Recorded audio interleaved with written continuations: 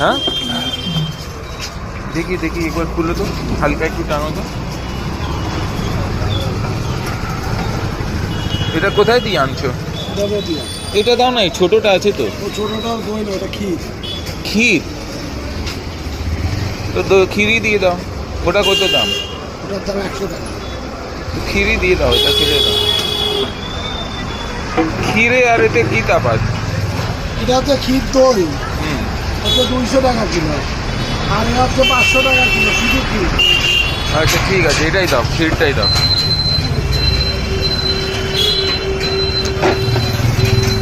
কত, 100?